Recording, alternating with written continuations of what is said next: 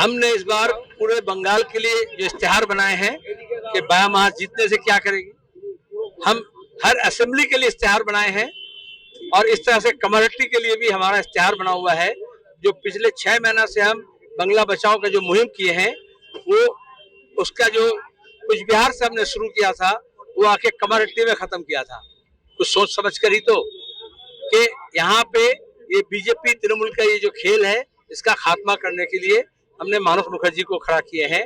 और यहाँ के जूट मिल के मजदूर, यहाँ के बेरोजगार नौजवान, यहाँ के तालीम, यहाँ के सड़क, यहाँ के जो ट्रांसपोर्टेशन, यहाँ के जो म्यूनिसिपैलिटी का जो खास्ता हालत है सिविक कम्युनिटीज का, इन तमाम सवालों को लेकर के ताकि वो जद्दोजहद कर सके, लड़ सके और यहाँ के हक को छीन कर झपट कर ले आए। जब वो एमएलए थे वो किए थे, किस तरह से तरक्याती काम किया जाता है उसको ये मालूम है।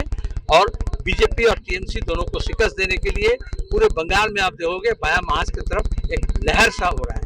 नए पीढ़ी के लोग आ रहे हैं, जो पुराने हमारे खोए हुए दोस्त थे वो भी साथ में आ रहे हैं। इसलिए हम इसी दर्द से हम यहाँ मानस मुखर्जी को हंसी आता जैसा कई वर्षों से सीपीआईएम से लोग दूर थे, इस बार वोट क्यों करें? अगर करें तो आप खुद देखो, अगर आप आँख खोल करके अगर देखोगे तो इस बार लोग की दूरी नहीं है, लोग नजदीक आ रहे हैं। सिर्फ बाया महाज के पार्टियां नहीं, बाया महाज के बाहर जो आईएसएफ है, सीपीएम लिबरेशन है, वो भी आज हमारे साथ है।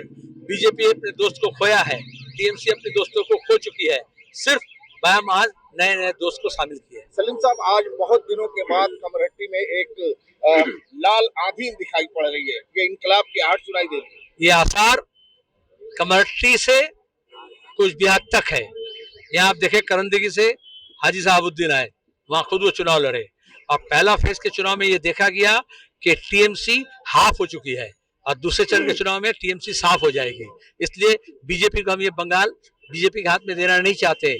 इसलिए लोग जो टीएमसी से बच्चन हैं वो पूरे ताकत लेकर के सीपीआईएम और बाया महाज के हक में खड़े हुए हैं। इसलिए ये लहर देखने को मिल रहा है। एक तरफ भाजपा कह रही है कि हम सरकार बने, दूसरी तरफ तृणमूल कह रही है कि हम सरकार बने। भाजपा की तो सरकार है, तृणमूल की तो सरकार है और लोगों के अंदर दोनों सरकार के ऊपर गुस्सा है। मीडिया वाले उनके पैसा खा करके बीजेपी टीएमसी सारा साल किए हैं। अभी चुनाव के वक्त आप देखो पिछले एक हफ्ते से लोग वामपंथी और लाल झंडा को ढूंढ रहे हैं। अमित शाह जी ने जो बात कही है कि 4 तारीख के बाद टीएमसी को गुंडों को उल्टा लटका कर सीधा करने का काम करेंगे, इस बात से आप क्या नजर रखते हैं? ये सब डायलॉग होता है, 16 में जरा डायलॉग होता है ना, बहुत डायलॉग था। तो बीजेपी और टीएमसी का दोनों का स्क्रिप्ट राइटर एक ही है। वो जो गब्बर सिंह और अमिताभ बच्चन जो 16 में डायलॉग देता था संजीव कुमार, तो डायलॉग तो जावेद अख्तर का लिखा हुआ था। तो इसी तरह से आरएसएस का लिखा हुआ डायलॉग है, कोई बीजेपी के नेता कोई टीएमसी के नेता उसको दोहराता है।